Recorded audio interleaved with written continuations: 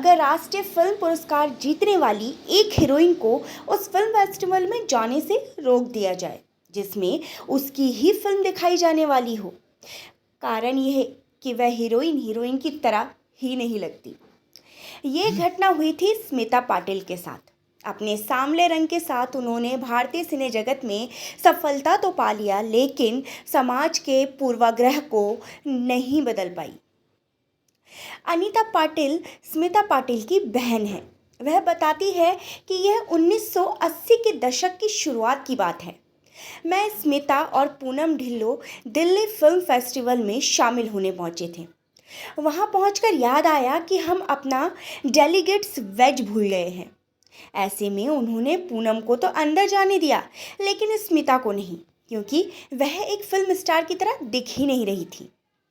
ध्यान रहे कि स्मिता पाटिल को अपने फिल्म भूमिका के लिए 1977 में ही बेस्ट एक्ट्रेस का प्रतिष्ठित नेशनल अवार्ड मिल चुका था। जिस फिल्म फेस्टिवल में उन्हें जाने से रोका गया, उसमें भी उनकी फिल्म चक्र की स्क्रीनिंग होने वाली थी। चक्र के लिए भी स्मिता पाटिल को 1981 में बेस्ट एक्ट्रेस का नेशनल अवार्ड मिला। जब श्याम बेनेगल की फिल्म भूमिका को राष्ट्रीय फिल्म पुरस्कार देने की घोषणा हुई थी, तब स्मिता पाटिल महाराष्ट्र के एक गांव में रामदास फुटाने की फिल्म सर्वसाक्षी की शूटिंग कर रही थी। द स्क्रोल पर लिखे एक आर्टिकल में अनीता बताती है कि दिल्ली से किसी ने घर पर फ़ोन करके मां को अवार्ड के बारे में बताया।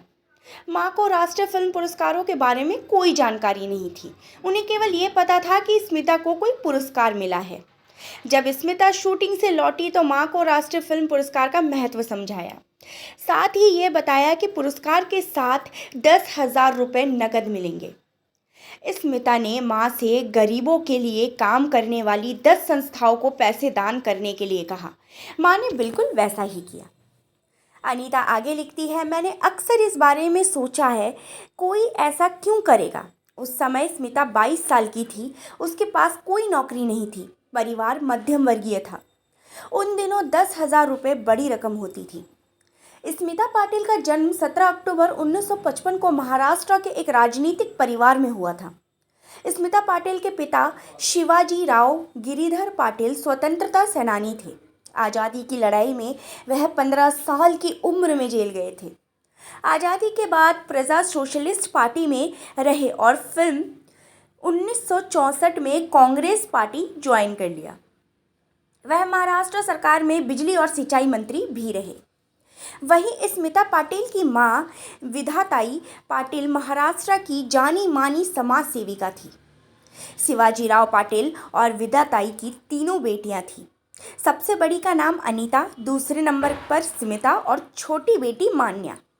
स्मिता की शुरुआती पढ़ाई मराठी स्कूल में हुई। स्कूल जीवन के दौरान ही स्मिता राष्ट्रीय सेवा दल में शामिल हुई थी। दरअसल राजनीतिक रूप से जागरूक माता पिता ने अनीता और स्मिता को राष्ट्रीय सेवा दल यानी कि आरएसडी में शामिल किया।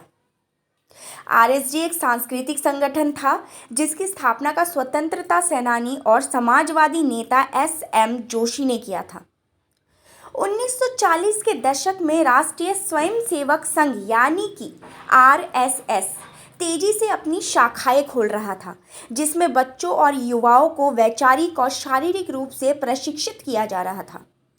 जोशी संघ के विचारधारा को खतरनाक मानते थे।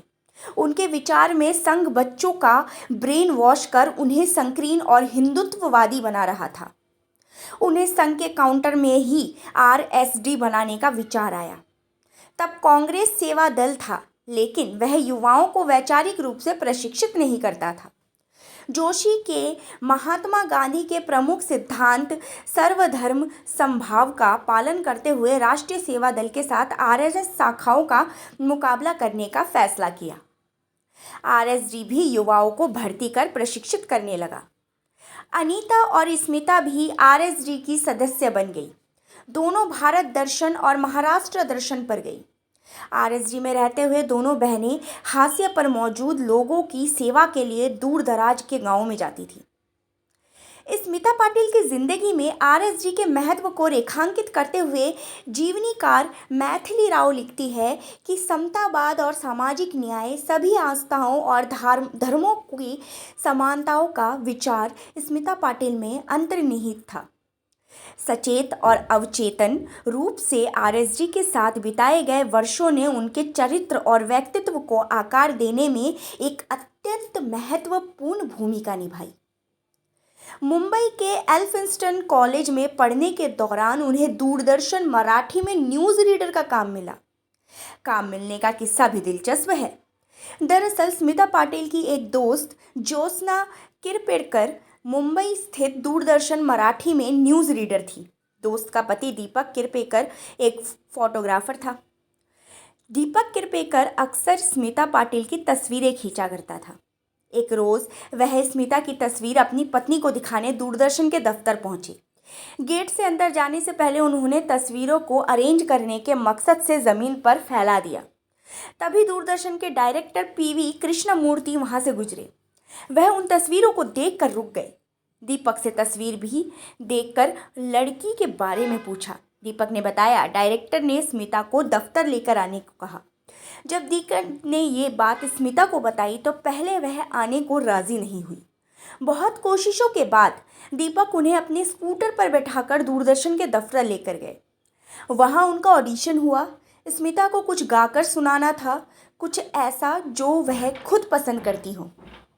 स्मिता पाटिल ने बांग्लादेश का राष्ट्रीय गान आमार सोनार बांग्ला सुनाया। स्मिता का चयन हो गया। वह दफ्तर में जीन्स पहनकर आती थी, लेकिन टीवी पर न्यूज़ पढ़ने से ठीक कुछ मिनट पहले ही जीन्स के ऊपर ही साड़ी बांध लिया करती थी। वह मराठी शब्दों का उच्चारण बहुत शुद्ध करती थी। यही वजह थी कि मराठी सीखने के इच्छुक लोग स्मिता पाटिल को न्यूज़ पढ़ते हुए सुना और देखा करते थे।